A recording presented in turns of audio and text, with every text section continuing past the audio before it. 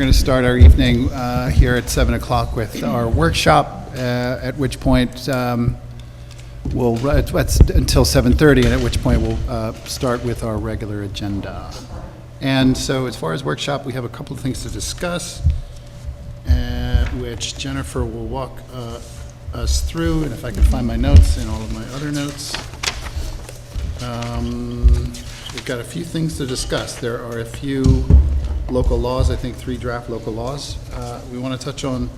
And then was one of the laws relative to the concept plan on 248? Or sort of. I mean, germane? It deals with the Fishkill Creek Development District. So it's tangentially related, but okay, independent also. Great. Is that so? Do we want to start with that, the Fishkill Creek development piece? We could. I was going to do the opposite. Let's do whatever you like. But we can start there, whichever one. No. That's I don't want to mess up your rhythm. It's fine. I don't know if it's rhythm. I don't know if I'd call it rhythm, but. All right, so there are a few referrals from the City Council on tonight's agenda. So as we tend to do, sometimes taking up the workshop portion of the meeting to start our discussion of the referrals. And then when we get to those miscellaneous business items, we can solidify your comments back to the City Council. On each of these matters that have been referred, they do have a public hearing scheduled for the 19th, so next Monday. So the City Council is requesting your comments back tonight instead of waiting till your next meeting.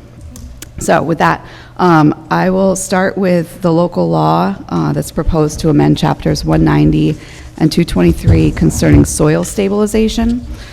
So this is a measure that the council requested that we put forward. This is to encourage green building practices and reduce the environmental impacts of construction generally. And what's being proposed is that the erosion and sediment control practices used on a construction site for soil stabilization practices, or soil stabilization purposes, so netting, slope stabilization. Thank you, and John, please chime in whenever I'm misspeaking or to elaborate further. The requirement in the code will be that has to be natural fibers. So no plastics, no vinyl, nothing like that. It has to be natural fibers. This doesn't include silt fencing. So the plastic silt fencing that you see around the limits of disturbance, that will be allowed to be plastic. That's a temporary measure that'll be taken down.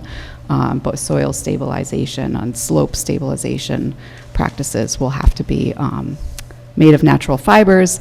There is a relief valve provided for in the code. It's natural fibers unless otherwise approved by the stormwater management officer. Yours truly, Mr. Russo here. No. No? No. So, actually, the highway superintendent. The highway superintendent. So unless otherwise approved by the stormwater management officer, the applicable municipal board, so whoever the approval authority is for that particular project, or unless otherwise required by DEC. As John can probably describe a little better than I can, there are some practices by DEC that are required to be. Right, they have certain properties that they require for certain materials. One of them being silt fence. They have physical properties that they've listed for silt fence, and that's one reason why we're sticking with what you see out there, the black silt fence. Mm-hmm. So they do make a silt fence that is 100% biodegradable, but I've never seen it used in New York itself. I don't think it complies. So it doesn't actually do the job that it's intended to do. It may not meet the DEC's requirements, right? Right. There's like an ASTM or some other agency that has performance requirements. Well, basically, the concern was the slope stabilization fabric, with the plastics, it was degradable, but you broke down to microplastics. Yeah. So the intent is to go to 100% biodegradable, all natural fabrics. Don't see anything wrong which with has that. been out there for years for slope stabilization. So Do we need to make a distinction between like temporary soil stabilization and like permanent, that's below grade? It won't and- matter which they're using it for. So If both they will- decide It's a requirement to to use use for both? matting for temporary, Right. it still has to be the 100% biodegradable. But what, for instance, I don't know the technical terms, but when you're stabilizing a slope with like below grade, there are, Below? like channels, like to hold a slope, like if you're, no, Not ringing a bell? ringing a bell. Not ringing a bell Let me to pull me. something up. I just want to make sure that, like, I'm totally on board with what they're going. I just want to make sure that there's not, like, an area of, You mean when you get rills because of water running underneath it? yeah, or just the whole slope itself going, like, Oh, sliding. the whole slope Yeah. sliding. Okay, yeah, well, that's different than just the matting, because usually slope stabilization, yes, there's different parts of it. Usually this is just looking at the erosion control to make sure that you're not Okay. having the surface of this slope slide down. Yeah, you're not looking at a failure of a slope, which may require soil nailing, or some other methods being employed to actually anchor the whole slope. Here, it's just making sure the surface is not going anywhere. And it doesn't even have to be this, it could actually, so any slopes greater than 3:1, DEC requires now slope stabilization through matting, where before it could be tackifier and, I can't even think of it, hydroseeding. So they've kind of restricted, and they've seen that too many slopes have failed, and surfaces have failed on these slopes over a certain pitch. So the concern with the council and some others is that, you know, we're using plastics that, yes, they're degradable, but they're breaking down the microplastics, which are getting into the water, so. And the fencing is intended to be removable, right? Yes, the fencing is Completion removed of after the site is construction. stabilized, the fencing is removed. Yeah, and is there any requirement to recycle that material? No. There's no requirements. It's usually destroyed by the time they rip it out, Yeah, and then it goes, whatever's destroyed and remaining goes to landfill, wherever they take it, yeah. unless they've decided they're going to, you know, provide some lead sustainability recycling Right. effort. Yeah, I mean, it's a, what I would consider the right step in the right direction. I think just as a board, do you have any questions or comments, Kevin? No, sounds like a positive proposal. Right. Sounds great.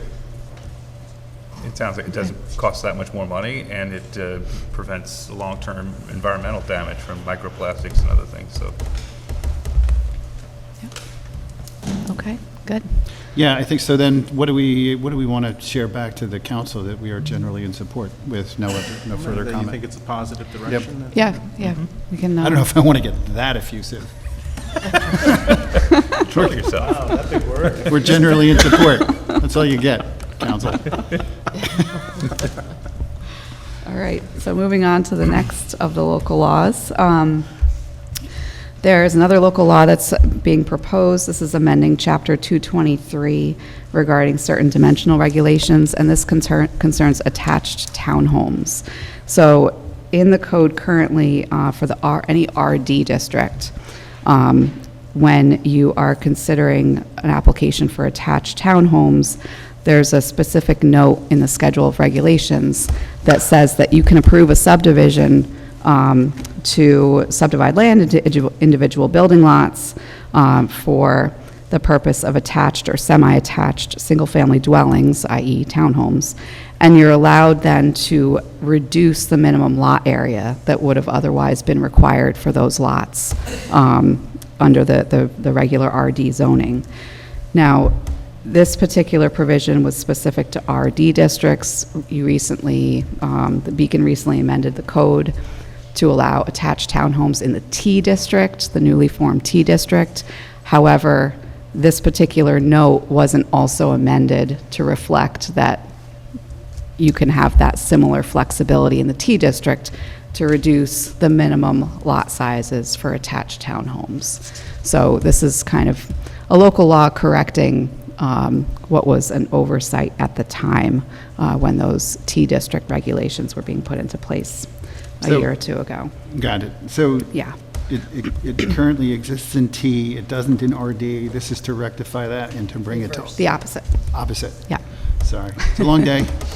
And if I read this right, this is to allow for a subdivision on lots containing a minimum of 1,800 square feet. So is the purpose of this is to be able to subdivide a lot for an accessory dwelling? For townhomes. So For this is River townhomes. Ridge. River Ridge is an RD district. So this particular note, this particular provision was used for River Ridge to allow those individual townhomes to be on their own separate lots, but for those lot sizes to be allowed to be shrunken down to I see. something less than what would have otherwise been required in the RD district for like a single-family home. Is it side yards Detached. as well? Because wouldn't you need the side yards to be amended, or is that already taken care of? That is not explicitly provided for in the code. I think it's been interpreted in the past that it's just sort of, you know, if you have attached. Attached, Yeah, it would automatically be a 0 side yard setback, but that may be a comment just to make it more clear in the Because code. I'm thinking Well, the units on the end, Yeah, you could have them right up against the property line. Wouldn't the table of the schedule of dimensional regulations prescribe? Front, side. You got side yard dimensional restrictions on all of the RDs, and the T is 10 feet. Nope, Yep, sorry. so- Yep. Right, and then if you have attached townhomes, obviously, you're not going to have a 10-foot setback in between those individual smaller lots. So to Natalie's point, it might make sense to add something in here to allow flexibility, not just for a smaller lot size, but also a 0-foot side yard setback Right, the where thinking is- appropriate. It's implied, I think it's just not. Exactly, Yeah. yeah. Oh, we don't wanna- go on just implied. Otherwise, we're sitting here at some planning board Either review scratching our We'll end up heads. having to interpret that. Exactly. Exactly. Or Let's clean it up building now. inspector.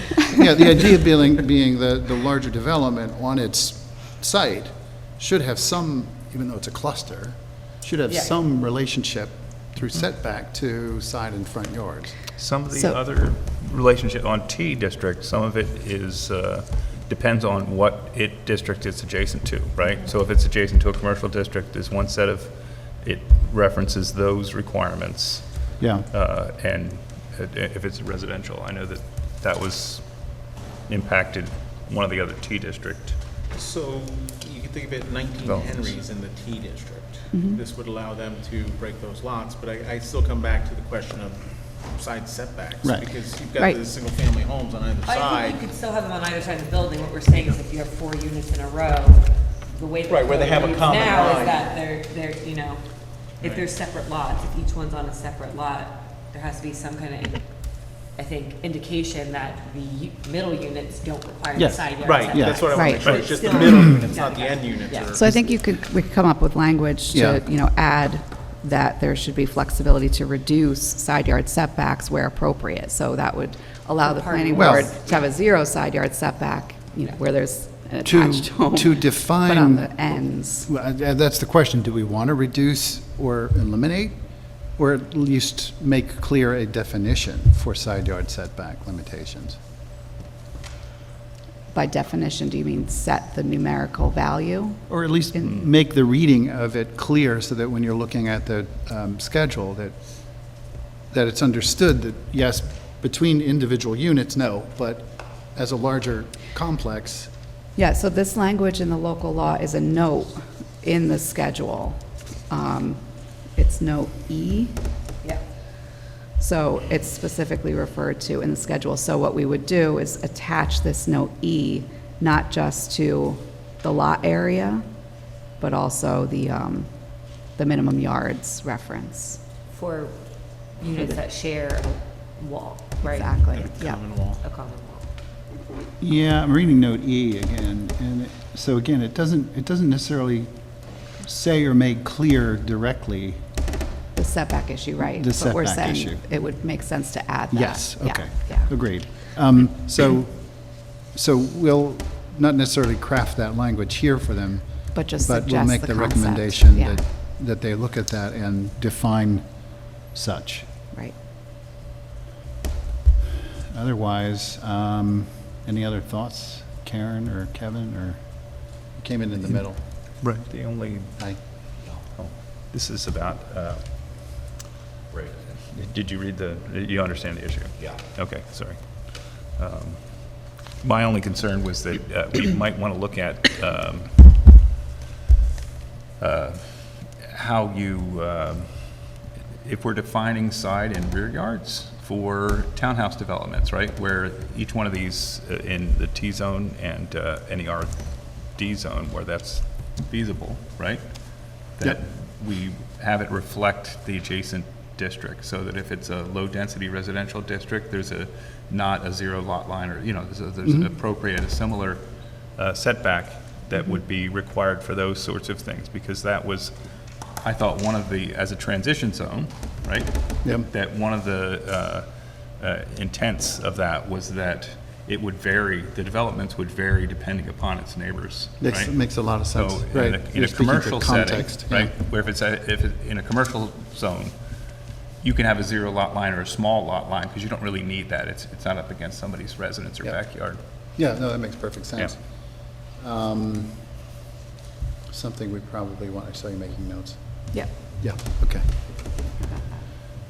Thank you. Yeah. Moving on? Okay. Moving on? Moving on. The We're third cooking with local gas. law that was referred relates to amendments to the Fishkill Creek Development District. Currently, in the Fishkill Creek Development District, there's a requirement that a minimum of 25% of the total development's floor area has to be non-residential. And that non-residential has to be built out either before or concurrently with the residential development on the site. What the city council is proposing to add is some flexibility to allow COs for the residential component to be issued prior to the non-residential component being completed. The applicant would have to show good cause for why that should be a waiver that's granted. Currently, this is proposed to be a city council decision. The city council specifically wanted to know from the planning board whether the planning board agrees that it should be a city council decision or whether it should be a planning board decision. So that's something I think they want to hear back from you on. The way And it's there's written, also it's a city council decision. The way it's written, it's city council, but they specifically wanted your input on whether that's the right proposal. So the code requirement remains, this is simply modifying it to introduce a waiver Essentially. capability. Yeah. And is there reasoning behind this that they've conveyed to you? Not that has been conveyed to me. I do think it has something to do with a current development site that's Because looking to occupy residential units, and I think they're, looking at it from a practical standpoint, if the residential units are ready to be occupied, why not get those, with the housing shortage, why not get those online as soon as possible? And- I think that's one of the arguments that's being put forth. And we usually want to be careful about broad law, zoning changes if they're driven by individual circumstances. Well, this would be applicable to the entire It would be district, applicable to the whole right? district. That's what I'm saying. Yeah. So we want to Yeah. be careful about this. Yep. Well, look, it's this, they're all a much higher pay grade than us. It's the city council, in all of their wisdom, making this decision. Yeah, so for that reason, I won't go where I wanted to go. Because I clearly don't understand the why, right? And there, if someone is describing the why as a housing shortage, I think we need to parse that a little bit into more of the conversation around a low-income housing shortage, right? So You know, I've got all kinds of things to say about this, but I won't say them here because it's not germane necessarily to the actual law. It's more germane to the whys, and I don't necessarily agree to the whys. But again, that's a conversation with the city council. Jennifer, have they talked about any metrics as far as what would define a good cause? Not that I've been told. So I don't attend the city council meetings. I don't have the direct discussions with them. That's a really good question. So not that I've Because been good told. cause can be quite subjective. That's what I'm thinking. I mean, so if you define some metrics or put some metrics to it, at least you Yeah. can determine whether you're a good cause or not. A lot of times what good cause ought to relate to has something to do with the underlying purpose of the law, purposes of the law at issue, which kind of brings us back to The why. the why. There was a when I was on the zoning board, there was a request for a variance from this requirement, and we kind of struggled with the why issue some. This requirement dated back to the creation of the, Fishkill Creek Development Zone. The only why I could come up with, looking at what was in front of me, was the desire was to make sure that this mixed-use development did in fact take place, and the concern was that, well, if we give out COs on the residential portion of this before the commercial portion is done, if the commercial portion never gets done, the city's now stuck in this position of, okay, so what do we do? Like, revoke the CO and tell everyone to move somewhere else? Well, I don't know how that's going to go down, but obviously there's going to be a lot of people who are not in favor of that. But again, like, why is it so important to ensure that FCD is being developed on this mixed-use basis in the first place? I Yeah. go I ahead. can speak to that because I was involved with the development of the Fishkill Creek District early on. I was in the committee, Yep. chair of the committee, and the concern then, and it was a different city then, we had not, the development that was anticipated hadn't occurred. And there were a lot of people that at that time were anxious because they had every expectation that, that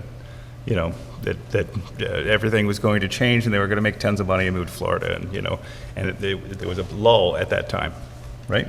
And the discussions in the committee, which were not the same as the discussions that made the law, were that we wanted to have the opportunity for a mixture of commercial and residential.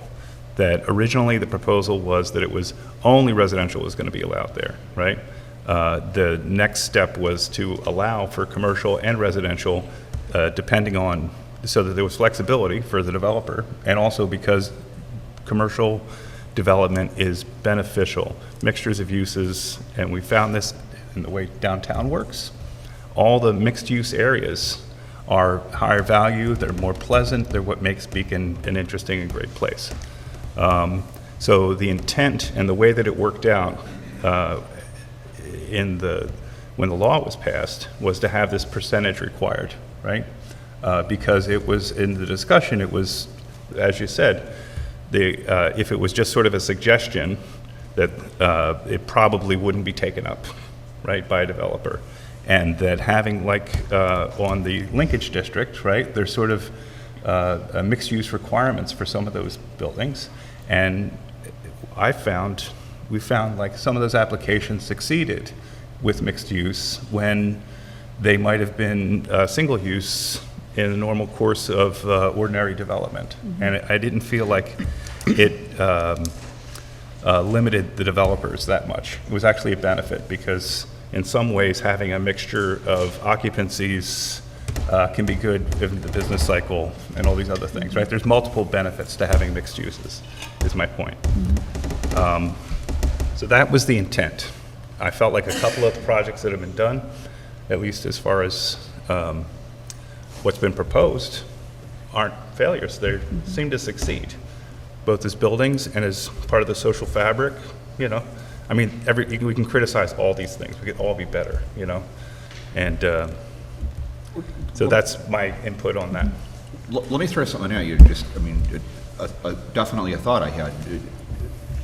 FCD is not a very big district. I mean, we're really just talking about a handful of lots going along Fishkill Creek down to the Hudson. I believe this is a provision in the FCD zoning law. It may also be otherwise in the Beacon zoning law, but that you can't have residential units inside the 100-year floodplain. For a certain amount of FCD, including one or two things that are already under construction or built, this kind of solves itself because that first floor on a couple of these, on several of these parcels is going to be within the 100-year floodplain. If it's parking, it's allowed. It's for most flood control guidelines, you know.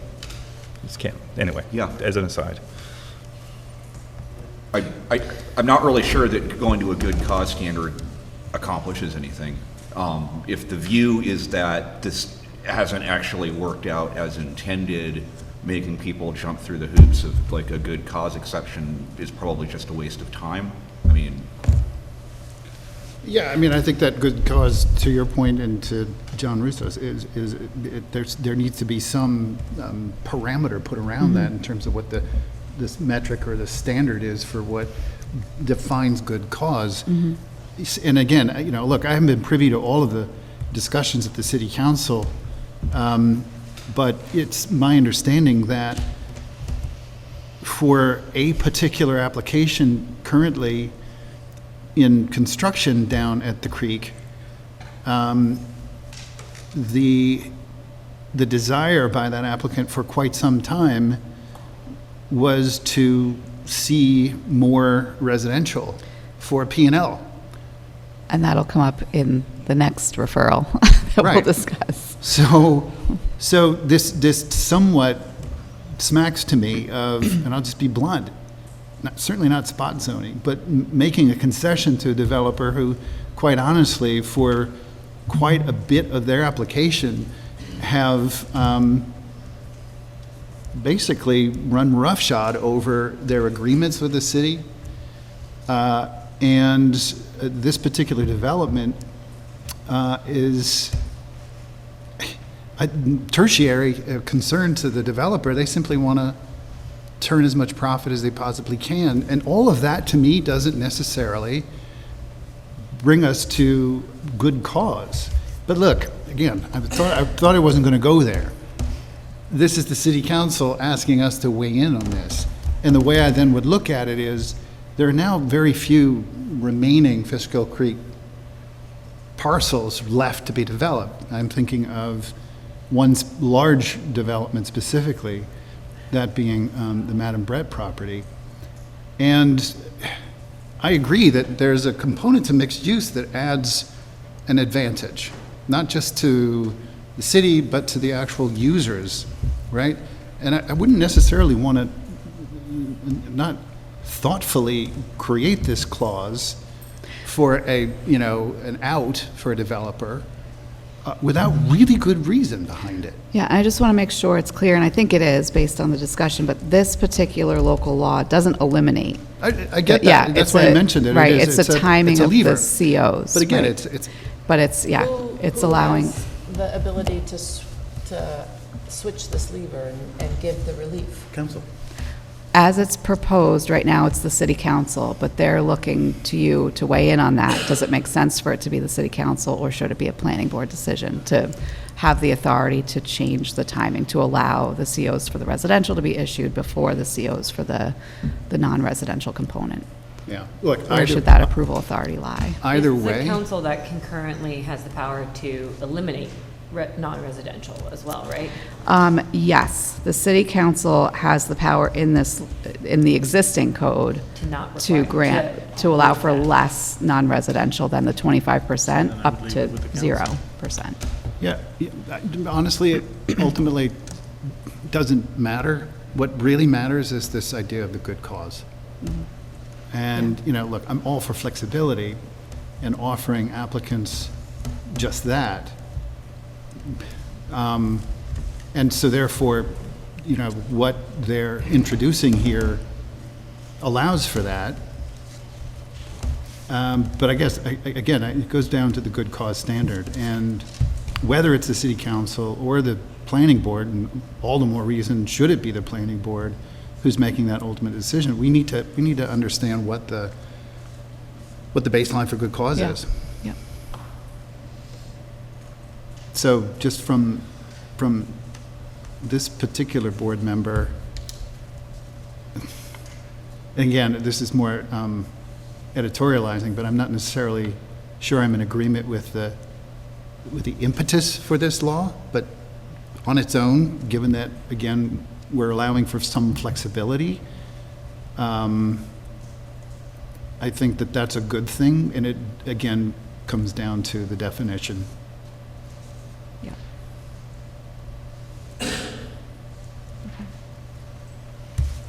Yep. Yeah, fair. it seems to me that